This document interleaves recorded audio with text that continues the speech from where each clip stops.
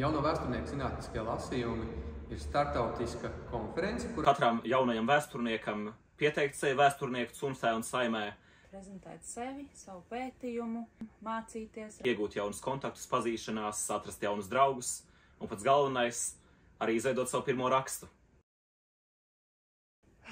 Mainījušies ir ļoti. es tagad atceros 2015. gadā pirmo jauno vēsturnieku zinātniskos lasījumus. Mēs bijām 20, jau lielākā daļa draugi vai paziņas. Kaut kur par vidu šie zinātniskie lasījumi kļūst startautiski. Arī rakstu krājumi pilnveidojās. Un ļoti labi var redzēt, kā viss aug, un tā jau ir kļuvusi jau tiešām kā tradīcija.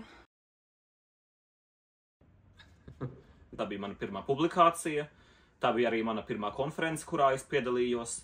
Tagad atkal atgriezīsimies pie pašiem pirmajiem. Es atceros, kā es lasīju par 3D fotogrametriju. Tas tajā brīdī bija kaut kas salīdzinoši jauns, un tagad es pats to pasniedzu augstskolā. Līdz ar to dalība, it īpaši tādiem jauniem vēsturniekiem kā es, kas bija tikko iesnieguši bakalaura darbu, šī bija tāda pirmā iespēja, un varbūt arī apzināties, ka vēsture nebeidzas tikai ar mūsu studijām. Līdz ar to tas ir tā ļoti var redzēt to izaugsmi no studenta, kurš pats mācās, līdz pētniekam, kurš šo jau pasniedz faktiski. Tas man ir palīdzējis kļūt par pētnieku. Tā bija tiešām ļoti vērtīga pieredze un treniņš, lai uzsāktu šo akadēmisko karjeru. Pirmais. Tas bija tāds nedaudz sniegots novembris. Otrs, kas ir palicis atmiņā, ir 2020. gads. Tas bija Covid gads, kad viss notika tieši saistē. Tas bija tāda arī ļoti interesanta pieredze, prezentēt šo visu tieši saistē un vēl angļu valodā.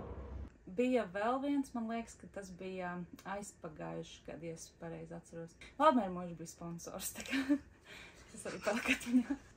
Vēl to neliec iekšā.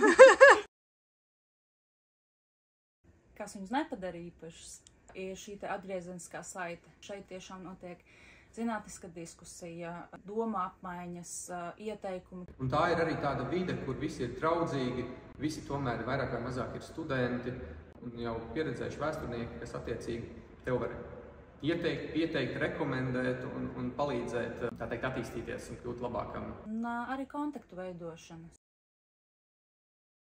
28. un 29. novembrī. Valmieras muzejā, tāpat kā ir iepriekš vienmēr.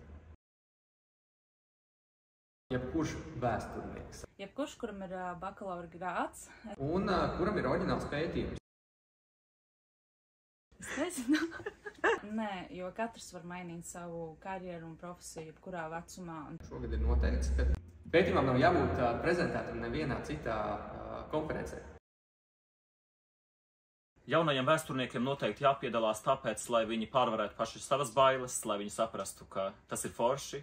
Tas jau ir būtisks treniņš. Tas ir izaicinoši, protams, bet neapšaubām tas ir ļoti interesants un jauks piedzīvojums. Pirmā iespēja parādīt sevi, publicēt sevi zinātniskā krājumā.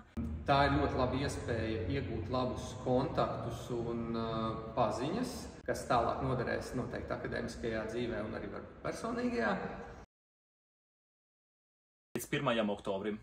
Aizpildot anketu. Valmieras.lv mājaslapā jāapkaltā pabraucot nedaudz uz leju, ir tādas zils rāmītes ar uzrakstu jauno vēsturnieku zinātniskie lasījumi 10, un tad tur ir vēl uzlikšot, lejā var aizpildīt pieteikumu anketu. Nebaidīties un nekautrēties. Nenobīsties. Neuztraukties, viss būs kārtībā. Tev patiks. Ok, paldies! Lūdzu.